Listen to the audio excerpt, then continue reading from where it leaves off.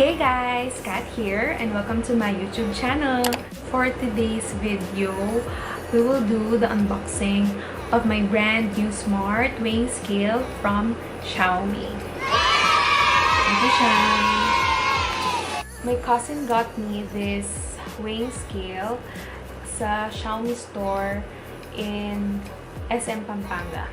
It retails for 1,393 pesos. So for me, with that price, it's very sulit na. Because you know, hindi lang siya digital weighing scale. Meron pa siyang mga special functions. Like, pwede niyang compute for you yung BMI mo, yung body fat mo, itatrack niya, and then yung water level mo din sa katawan. Tapos, yung protein mo din, which is very interesting. Tapos, yung basal metabolism, yung visceral fat mo, yung percentage, pwede niya din makita. Your muscle, your bone mass.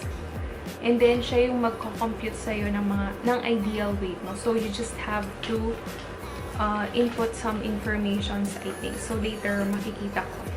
My very reason why I purchased this product is I want to be healthy na kasi I'm getting old na. Overdue na nga, dapat dati pa.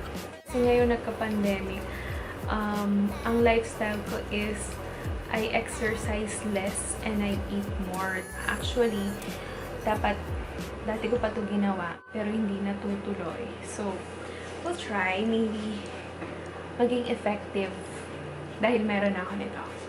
If you wanna see what this weighing scale looks, just keep on watching.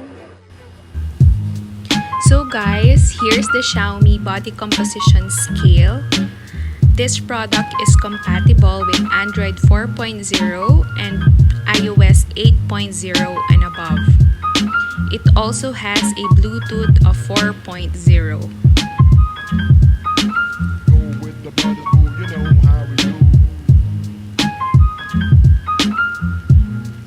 So inside is a small box with a user's manual.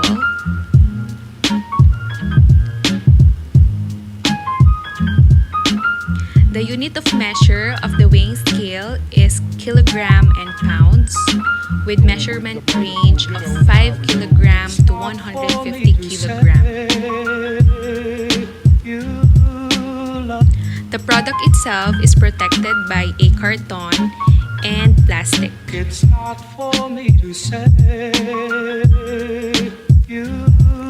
The weighing scale itself weighs about 1.6 kilogram with about 2 centimeters thickness.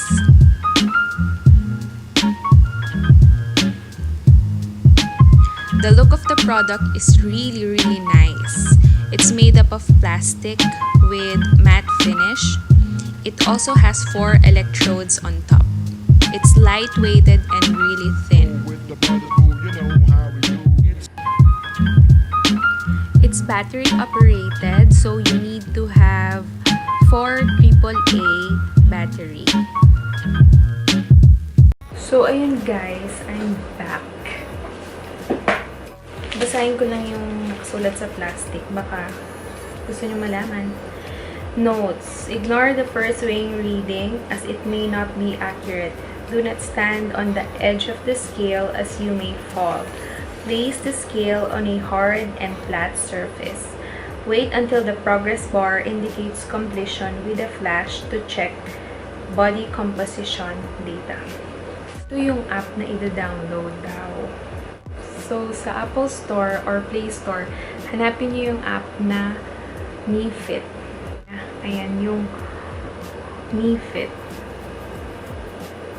So, there. Para ma-start niya nang i-track yung progress mo. And then, pag na-download mo na yung app, ito yung makikita mo.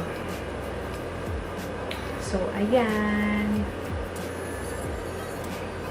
Nag-try na ako kanina, pero syempre, ayokong pakita. Nag-try na ako kanina. And then, ayan, makikita niya yung BMI, body fat, water, protein, basal metabolism, visceral fat, muscle, bone mass. Oh, muscle ko, great. 99.70 pounds. Tapos yung bone mass ko, it's 6.40 pounds. Wow. So, ang ideal weight ko daw is 119 pounds. And then, meron din siyang tracker. Like, syempre, everyday ka mag-weigh. Tatrack niya kung nag-gain ka ba, nag-lose, up, down, up, down. Pati yung body fat mo, kung nag-change, pwede din niyang i-track or i-calculate for you. So yeah, that's all for this Xiaomi weighing scale, and I'll let you know kapag okay siya sa akin. I'll give you an update with this one. I'll see you on my next video. Okay, so let's all be healthy. Maybe I can give you some reviews in the future.